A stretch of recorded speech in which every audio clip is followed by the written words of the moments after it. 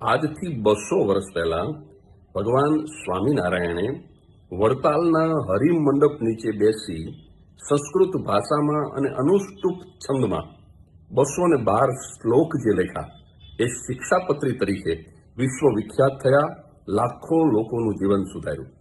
મેં એ 212 સંસ્કૃત શ્લોકને 212 ગુજરાતી દોહાઓમાં રૂપાંતરિત કર્યા.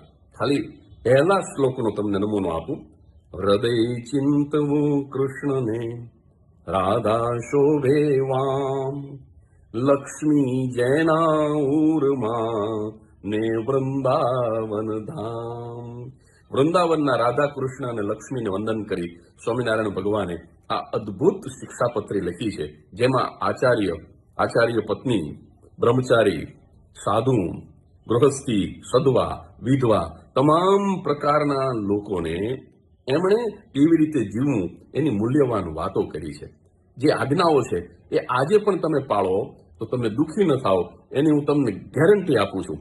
આપઘાત કરવો નહીં, વ્યસન કરવું નહીં, માંસાહાર કરવો નહીં, કોઈને પણ કંઈ આપો પૈસા તો લખાણ કરવું, ખર્ચનો હિસાબ રાખવો, આ બધી જ આજ્ઞાઓ જોવા જેવી છે, પાળવા જેવી છે. શિક્ષાપત્રી એ સદાચારનું સરનામું છે, સદગુણોનો સરવાળો છે. દરેકને એ વાંચવા માટે હું ભલામણ કરું છું. જય સ્વામિનારાયણ.